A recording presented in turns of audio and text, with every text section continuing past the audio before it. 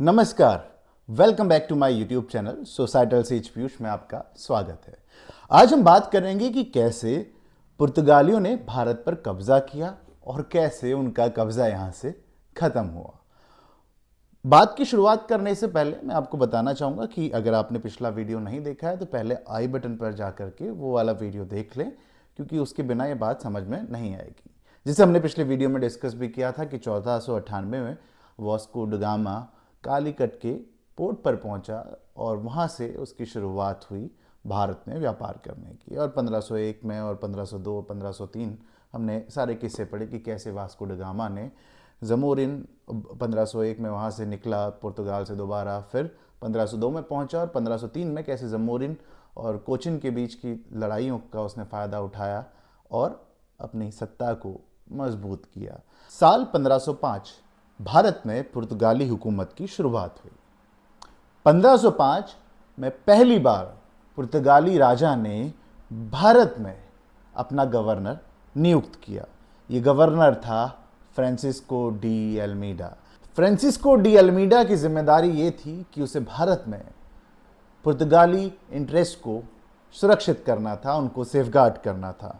उसने भारत में पुर्तगाली हुकूमत को मजबूत करना था और नई नई टेरिटरीज पर कब्जा करने की जिम्मेदारी भी फ्रांसिस्को डी अल्मीडा की थी। फ्रांसिस्को डी अल्मीडा की एक पॉलिसी थी, ब्लू वाटर पॉलिसी।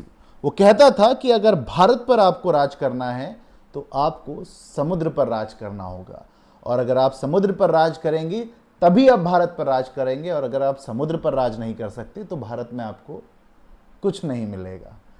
ये थी फ्रांसिस्को डी अल्मीडा की सोच भारत को लेकर के। और वो कहता था कि जब तक हम समुद्र पर राज नहीं करेंगे तब तक हम भारत पर राज नहीं कर सकते, और इस नीति को कहा जाता है ब्लू वाटर पॉलिसी।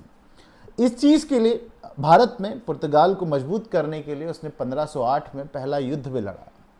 दमन और दीव पर कब्जा करने के लिए 1508 में फ्रांसिस्को डी अल्मीडा ने इजिप्ट और गुजरात की सेना से लड़ाई की, और इस लड़ाई में बुरी तरीके से हार का सामना भी करना पड़ा। देखिए, इजिप्ट भारत में क्यों लड़ रहा है? इजिप्ट क्यों चाह रहा है कि ये भारत से पोर्तुगीज़ को खदेड़ दे और बाहर भगा दे? उसके पीछे उनकी अपने इंटरेस्ट हैं। इजिप्ट पर जो रूल कर रहा था इस समय मामलुक डायनेस्टी थी। देखिए, इजिप्ट क्या है, एक मिडल मैन की तरह काम कर रहा था ईस्ट और यूरोप के बीच में। देखिए कैसे बात करते हैं। देखिए, वेनिस और आपका अरब्स इंडिया से सामान लेते थे, स्पाइसेस लेकर के जाते थे और उनको इजिप्ट से होते हुए यूरोप में बेचते थे। अगर अरब्स और वेनिस के ट्रेड में नुकसान हो रहा है तो उसका खामियाजा किसको भुगतना पड़ेगा? उसका खामियाजा भुगतना पड़ेगा इजिप्ट को, उनका भी नुकसान होगा। तो इजिप्ट ने कहा भैया वेनिस से और अरब से कि भैया हम आपका टैरिफ हाफ कर देंगे और हम लड़ाई लड़ेंगे यहाँ पोर्चुगीज़ के खिलाफ। ठीक, तो ये 1508 की इस लड़ाई में, चौल की पहली लड़ाई में फ्रांसिस्को डी अल्मीडा की बुरी तरीके से हार हुई और उसके बेटे को भी इस लड़ाई में अपनी जान देनी पड़ी। चौल के पहले युद्ध के खत्म होने के कुछ ही वक्त के बाद फरवरी 1509 में अल्मीडा ने खुद को मजबूत किया और दोबारा युद्ध लड़ा, जिसे दीव के युद्ध के नाम से जाना जाता है, और साथ ही साथ उसे चौल का दूसरा युद्ध भी कहा जाता है।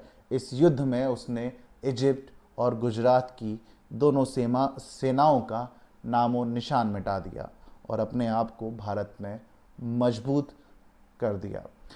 1509 में अपने बेटे की मौत का बदला लेकर के अल्मीडा यहाँ से चला गया, और अल्मीडा ने ये जंग जीत तो ली लेकिन उसने दीव पर कब्जा नहीं किया।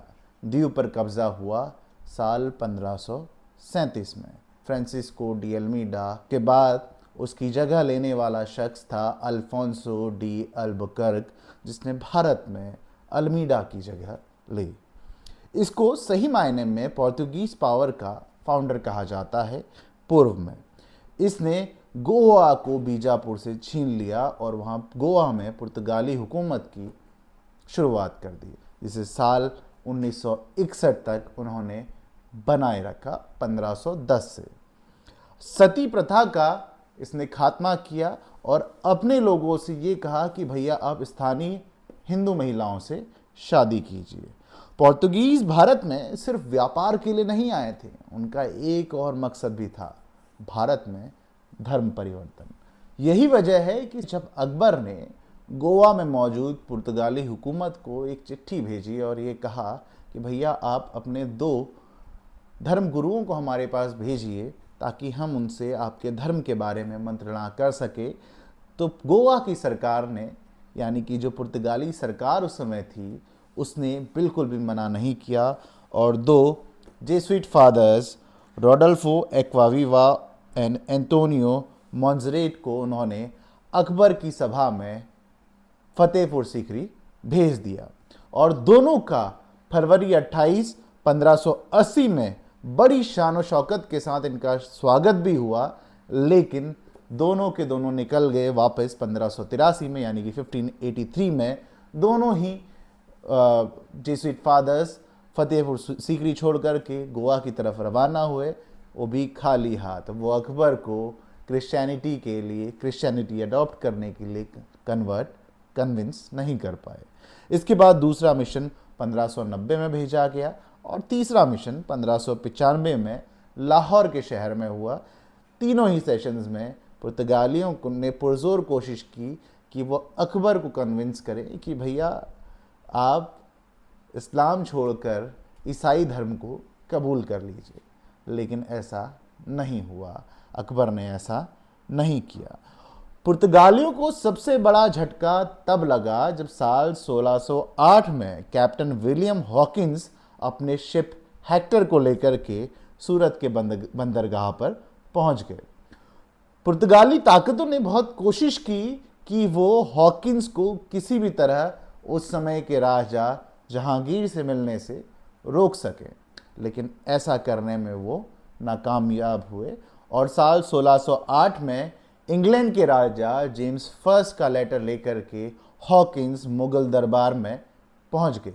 क्योंकि हॉकिंस तुर्की भाषा जानता था, वो तुर्की भाषा में ही उसने जहांगीर से बात की। उसे बीच में किसी भी तरीके का कोई मीडिएटर नहीं चाहिए था, उसने सीधे जहांगीर से बात की और इस वजह से जहांगीर उससे काफ़ी खुश हुआ और उसे उसने 400 की मनसबदारी सौंप दी। साल 1611 में पुर्तगालियों ने ब्रिटेन के जहाज सूरत में पहुंचने नहीं दिए। साल 1612 में ब्रिटिश शिप ड्रैगन ने पुर्तगालियों के साथ लड़ाई की और इस लड़ाई में उन्होंने पुर्तगालियों को घुटने पर ला दिया। इस ब्रिटिश फ्लीट की लीडरशिप इस समय कैप्टन बेस्ट के हाथों में थी।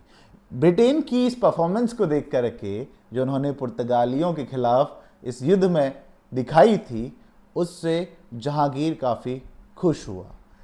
अगर बात से ब्रिटेन तक रहती तो भी ठीक था।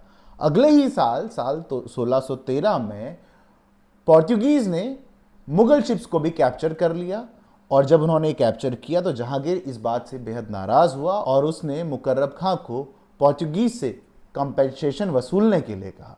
पुर्तगाली से भारत में व्यापार नहीं कर रहे थे, वो गुलामों का व्यापार भी कर रहे थे, यानी कि स्लेव ट्रेड में भी उनका अच्छा खासा इन्वॉल्वमेंट था। और पुर्तगाली हिंदू और मुसलमानों के बच्चों को कई बार खरीदते और कई बार किडनैप करके ले जाते और उनका धर्म परिवर्तन कराते और धर्म परिवर्तन करके फिर उनको, उनकी अपब्रिंगिंग क्रिश्चियनिटी में होती और फिर उसके बाद उनको बेच दिया जाता। इस तरीके से उन्होंने ये कोशिश की कि हम अपने धर्म का ज़्यादा से ज़्यादा प्रचार प्रसार करें, लेकिन हर चीज़ की एक सीमा होती है।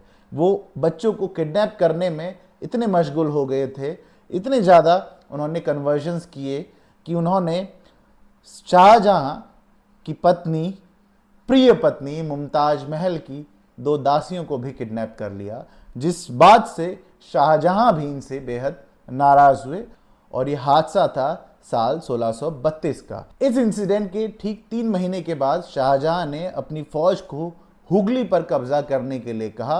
हुगली पर मुगल सेना ने कब्जा भी कर लिया, लेकिन उन्होंने यहाँ 1000 आदमियों को अपने गंवाया, लेकिन 400 पुर्तगाली सिपाहियों को भी उन्होंने पकड़ लिया। जिन सिपाहियों को, 400 सिपाहियों को मुगलिया सेना ने पकड़ा, उनको 2 ऑप्शन दिए गए, या तो वो इस्लाम अपना लें या फिर मरने को तैयार रहें। साल 1662 में एक शाही शादी हुई थी। पुर्तगाली राजकुमारी कैथरीन की शादी ब्रिटेन के राजा चार्ल्स सेकंड के साथ विवाह किया और इस शादी में पुर्तगालियों ने दहेज के तौर पर ब्रिटेन को बॉम्बे का शहर दे दिया। इस शादी के बाद पुर्तगालियों ने अपने आप को गोवा, दमन और दीव तक सीमित कर दिया। क्या आप जानते हैं कि यूरोपियन कॉलोनियलिस्ट में पोर्चुगीज सबसे पहले थे जो भारत आए और वही सबसे आखिरी भी थे जिन्होंने भारत को छोड़ा। साल 1961 में पुर्तगाली भारत छोड़ करके गए। साल 1505 में पुर्तगालियों ने भारत में अपने राज्य की स्थापना शुरू की। कुल मिलाकर के पुर्तगाली भारत पर 456 साल रहे। अब बात करते हैं कि भारत में एक वक्त तक सबसे मजबूत रहने वाले पुर्तगाली इतनी कमज़ोर क्यों हो गए। पहली वजह है उनकी रिलीजियस इंटॉलरेंस। वो हर धर्म के खिलाफ असहिष्णु थे। शुरुआत में वो ज़्यादा इस्लाम के खिलाफ थे। इस्लाम के लोगों का, मुसलमानों का उन्होंने ज़्यादा परसिक्यूशन किया, लेकिन बाद में धीरे धीरे हिंदुओं के प्रति भी उनका यही व्यवहार देखने को मिला। दूसरी बड़ी वजह है स्लेव ट्रेड। स्लेव ट्रेड में जैसे मैंने आपको बताया कि उन्होंने मुमताज महल की 2 दासियों तक को किडनैप कर लिया था, जिस वजह से उस टाइम पर शाहजहां उनसे खासे नाराज़ हो गए थे और उन्होंने उन पर हमला कर दिया था और हुगली को अपने कब्जे में लिया। तीसरी वजह है स्पेन के साथ युद्ध। साल 1580 में स्पेन के साथ पुर्तगाल का जो युद्ध हुआ, उसके बाद पुर्तगाली ताकत काफ़ी कमज़ोर हो गई थी। ये भी एक बहुत बड़ी वजह है पुर्तगालियों की भारत में कमज़ोर होने की। वो पुर्तगाली ही था जिसने पश्चिम से भारत का रास्ता ढूंढा था, वास्को ड गामा, लेकिन भारत का रास्ता अब सीक्रेट नहीं रहा था। इन सब के अलावा सबसे बड़ी वजह कि भारत में डच और ब्रिटेन मजबूत होने लगे थे, जिस वजह से पुर्तगाली कमज़ोर होते चले गए। आज की वीडियो में बस इतनी सी बात, बाकी की बात करते हैं अगले वीडियो में। तब तक के लिए चैनल पर नए हैं तो चैनल को सब्सक्राइब करें और वीडियो को ज़्यादा से ज़्यादा शेयर करें। Thank you.